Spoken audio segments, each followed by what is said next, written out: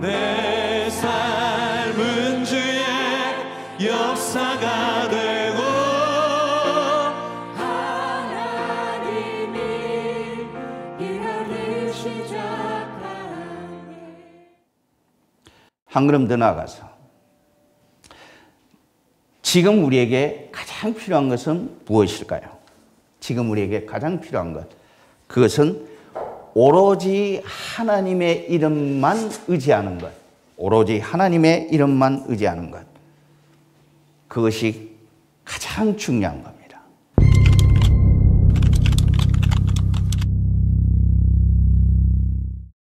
그것을 32절에서 이렇게 말합니다. 우리 함께 읽습니다. 시작. 그가 여호와의 이름을 의지하여, 여기까지 그가 여호와의 이름을 의지했다고 말합니다. 자, 여러분, 왜 이런 말이 나왔을까요? 이 말이 나오게 된 근거가 어디 있을까요? 엘리야가 보니까 북이스라엘 사람들이 세속에 물들어가서 무조건 잘 살기를 소망하고 있단 말이에요. 풍요의 신을 섬기고 있단 말이에요.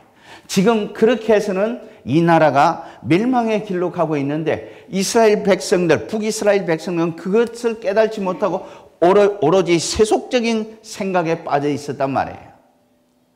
그래서 그렇게 살면은 하나님의 저주와 심판이 임한다는 사실을 알고 그렇게 살면 안 된다는 사실을 선포합니다. 자, 그러자 위기가 왔어요. 아합 왕이 그를 대적하기 시작합니다. 그래서 아합 왕에게 하나를 제시합니다. 무엇을 제시합니까? 바알 선지자 450명과 그리고 아세라 선지자 400명을 갈멜산에 모으라. 그리고 누가 섬기는 하나님이 참 하나님인가를 한번 보여주자. 만약에 엘리야가 이 싸움에서 진다면 그는 살아남을 수가 없습니다. 그는 죽습니다. 자, 이런 절박한 상황 속에서 오로지 하나님만을 의지한다. 이것은 모험이었습니다. 지금 이 싸움에서 진다면 450대 1의 싸움에서 만약 진다면 850명 싸움에서 내가 진다면 죽을 수밖에 없는데 이 절박한 벼랑 끝에 몰린 이 상황에서 오로지 하나님만 붙잡는다. 그 하나님만 붙잡는다. 이것은 말만큼 쉬운 일이 아닙니다. 그는 생명을 건 어드벤처였습니다. 모험이었어요. 그러나 그는 담대했습니다. 결국 그는 승리합니다. 자, 지금 그렇다면 우리에게 가장 필요한 것은 무엇일까요? 잘 사는 것? 누가 더 높이 가고 더 빨리 가는가? 우리는 원하든 원하지 않든 그런 피차 상호간의 비교의 대상이 됩니다. 그래서 더 많이 가기 위해서, 더 빨리 가기 위해서, 더 멀리 가기 위해서, 더 높이 가기 위해서 발버둥을 칩니다. 그것이 오늘 우리의 현실입니다. 그래서 사회학자들은 오늘 우리 시대를 포스트 모더니즘 시대라고 말합니다. 여러분, 포스트 모더니즘 시대는 절대 가치라는 게 없어요. 그 핵심은 모두 상대화시켜버렸습니다. 그래서 포스트 모더니즘 이 시대의 흐름은 다원주의입니다. 개인이나 공동체는 각기 다른 생각을 가져 있다. 그리고 상대방의 의견을 존중하라고 말합니다. 이런 다원주의 사상이 거대한 쓰나미처럼 휩쓸고 다닙니다. 그런가 하면은 돈이면은 다 해결된다. 황금 만능주의에 빠져 있습니다. 그래서 돈을 가질 수만 있다면은 청부살인도 서슴지 않습니다. 그것이 오늘 우리 시대의 흐름입니다. 그런가 하면은 나는 저 사람보다 낫다는 상대적 윤리성, 상대적인 윤리감, 그것이 지배하고 있어요. 마지막으로 자기가 최고고 자기가 가장 똑똑하고 예쁘다는 자기애에 빠져 있습니다. 나르시즘. 자기애. 이것이 포스트 모더니즘 시대의 흐름입니다. 그런데 이런 시대적 흐름 속에서 내가 하나님만 의지한다는 것은 결코 쉽지 않습니다.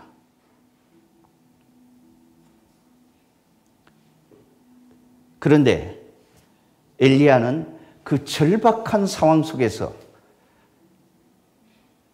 그는 여호와의 이름만 의지했다고 그럽니다. 그렇다면 오늘 저와 여러분 한번 돌아보십시오. 당신은 정말 하나님만 의지하고 하나님만 붙잡고 그리스도만 바라보고 따라가는 제자도의 삶을 살아가고 있다고 믿습니까? 이게 핵심이에요. 주님이면 충분합니다.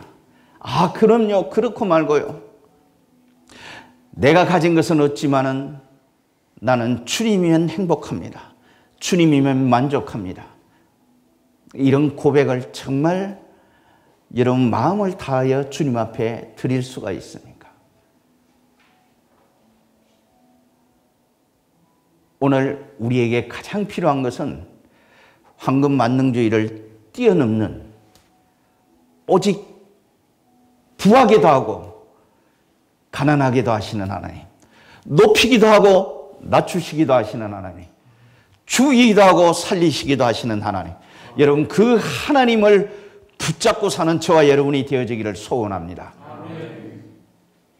엘리야는 그 시대 사람들에게 스스로 본을 보입니다. 여호와의 이름만 의지하고. 자, 이렇게 하려면은 어떻게 해야 될까요, 여러분?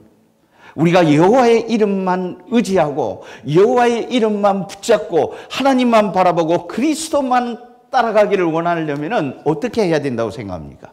문제 제기가 나왔습니다. 그러면 답이 나와야 될 거 아닙니까? 그 답은 간단합니다. 여러분, 예배가 무너지면 안 돼요. 우리는 예배를 통해서 하나님의 말씀을 듣습니다. 여러분 믿으십니까? 하나님의 말씀을 배워야 합니다. 그래서 하나님의 말씀을 읽어야 하는 겁니다.